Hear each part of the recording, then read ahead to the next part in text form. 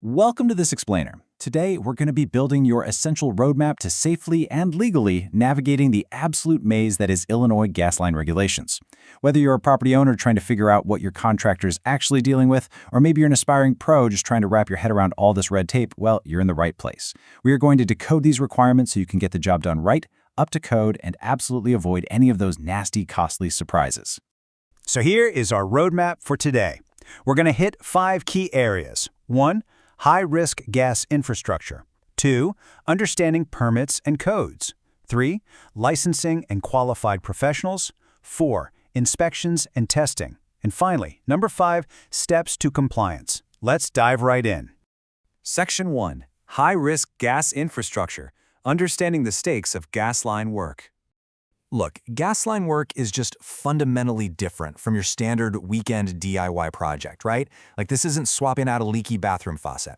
The source text actually uses a very specific, very precise phrase for these systems. It calls them high-risk infrastructure. And honestly, that's not just dramatic flair. It is literally the reason all these strict safety regulations exist in the first place. Think about it. With a water leak, well, you get a puddle. But with a gas leak, you are looking at a severe life safety hazard and the potential for absolutely catastrophic property damage. That high-risk label right there, that's exactly why local municipalities watch this work like a hawk. It is all about protecting the community. Moving right along to Section 2, Understanding Permits and Codes, the Rules of the Road.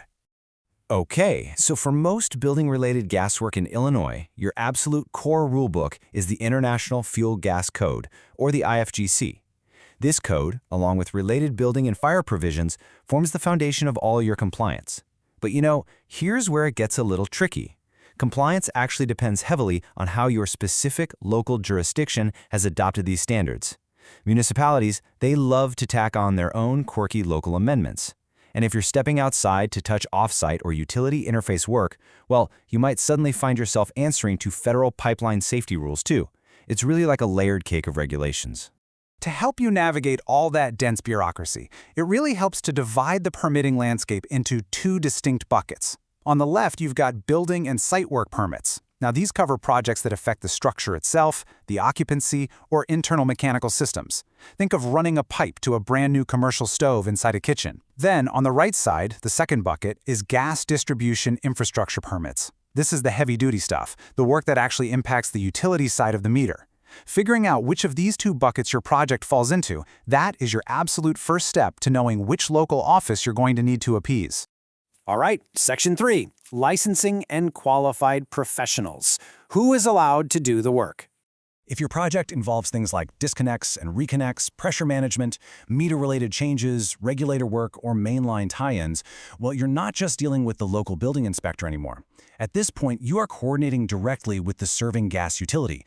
These are highly technical tasks that interface with equipment the utility actually owns.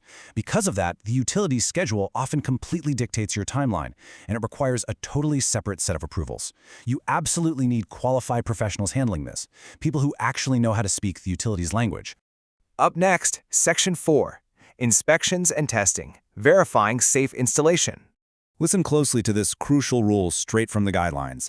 Even if a property owner pulls a permit, the jurisdiction or utility may still require that specific steps be done by a contractor authorized to install or connect gas piping. Seriously, that is a massive takeaway right there. You might own the building, you might even be the one holding the permit in your hand, but when it's time to perform those high-risk steps and pass the testing, the authorities fully expect a licensed professional on site.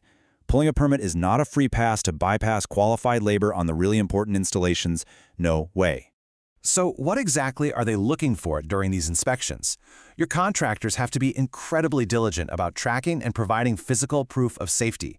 We're talking detailed installation records, the actual physical results of pressure and leak testing, official inspection sign-offs, and clear directions from the utility for a safe startup. You've basically got to build a bulletproof paper trail proving that every single fitting, every single pipe can safely hold pressure. It's not enough just to do the work. You have to undeniably prove it's safe before that system ever goes live. Finally, we arrive at Section 5, Steps to Compliance, your roadmap to getting it done right. Let's just walk directly through these 5 common steps provided by our source. Think of this as your personal authoritative guide through the regulatory minefield. Step 1. Confirm your exact scope. Are you working on the interior of the building or the exterior utility side? Step 2. check the adopted code cycle with your local building department. Remember what we said earlier? Those local municipal amendments matter a lot. Step 3. Apply for the correct permit type and submit plans that actually match that specific local code.